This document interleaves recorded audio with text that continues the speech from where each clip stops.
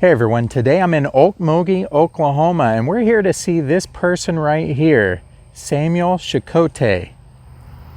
Now this final resting place is just located down this gravel road, but it's actually in the middle of a residential area. That is a church that's over there. There's a couple old properties here and a residence over there, I guess.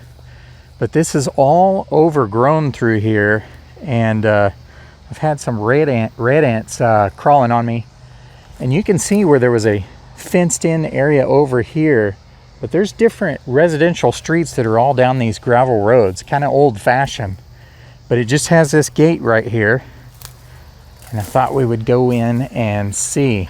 This is a very important person within the state of Oklahoma. It's all overgrown, kind of sad to see that no one is maintaining it, I guess. But let's see what this little thing, it says, in honor of one who endured the forced removal of the creeks. But Samuel Checote, he was a preacher, soldier, statesman, Methodist preacher from 1852 to 1884, Lieutenant Colonel, 1st Creek, and then he was elected the principal chief of the Creek Nation from 1867 to 1872 to 1879. He was born near Fort Mitchell, Alabama in 1819. Died at Okmulgee, Indian Territory on September 3rd, 1884. And this was erected by his many friends. It's restored by the Newtown Church First Methodist Church, Oklahoma Methodist Historical Society in 1965. So it's just this lone marker in this cemetery. Now I've heard that there are a couple babies, or at least one baby, that is within this same cemetery. There's an older marker right here. You can see it is all broken. And that would have been the base that it would have sat on right here. Not much in here. I think that is a just a mound right there. I thought maybe it was a stone marker or something. A lot of brush in here though. It's kind of sad. It's just sitting underneath this pine tree and several other trees. There's some different kinds here. Looks like some elm and maybe some oak, just a little bit of everything. This pine tree is most notable because it's the only pine tree that's around. A lot of mosquitoes and a lot of bugs. Despite spraying bug spray, I'm still getting them on me. That's how thick it is right through here right now. We've had a lot of rain in Oklahoma this year. Samuel Checote was a full-blooded Creek who was a Methodist minister and politician. He was born near Fort Mitchell, Alabama in 1819. He attended the Asbury Manual Labor School near Fort Mitchell until he and his parents moved. They were among the first Creeks to remove from Alabama to settle in Indian Territory west of Okmulgee in 1829. Samuel continued his education in the new Creek Nation, attending a Methodist school. He was influenced by the teaching of Methodist missionary John Harrell and chose to become a preacher. He remained in this occupation even while later serving as chief.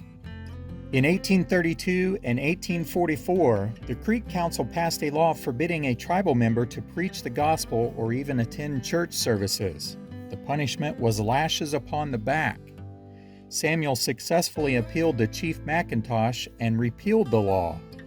In 1852, Samuel joined the Indian Mission Conference of the Methodist Episcopal Church South.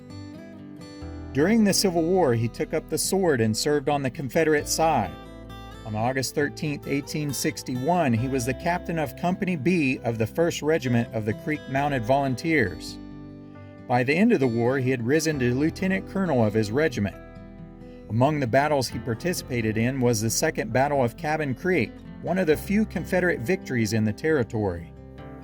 The war bitterly divided the nation and the Creeks. The Upper Creeks had been pro-Union and the Lower Creeks were Confederate. Samuel was elected chief of the Creek Nation and served for 12 years. During his time as chief of the Creek people, he saw a number of administrative and moral changes due to his leadership. His struggles with the Upper Loyal Creeks culminated in the Green Peach War. That was a short-lived effort by the Loyalists to form a separate government. The uprising was soon put down and the two factions made peace together. The whole time he strictly followed his beliefs without compromise and set an example among his people. His counsel was often sought out by other tribes, and he worked very hard at bringing unity and cooperation among the nations in Indian Territory. He was selected as a delegate to the Conference of the Methodist Episcopal Church in 1882. However, he fell ill and was unable to attend. He died at the age of 65 on September 3, 1884, in his home. He was a faithful servant to the gospel and his nation until the very end. Now, a little-known fact is the town of Checote, Oklahoma is named after Samuel Checote. And that may not ring a bell with you, but if you're a country music fan, then maybe it will. That is the hometown of Carrie Underwood. Not only that, it's also the hometown of Mel McDaniel, another country music superstar. Also, Merle Haggard's parents, they're from there. So this is a town that's had a major influence on country music. Oh, by the way, look at all these burrs in my shoelaces right there.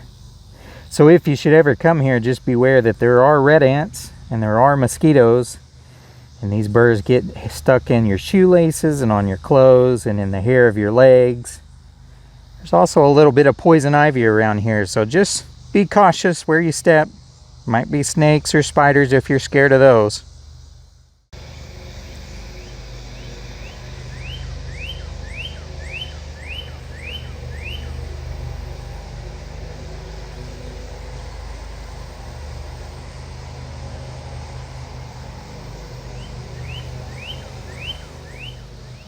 So this is just a quick little video, but I thought he was an important person in Oklahoma history and I thought you should know about him.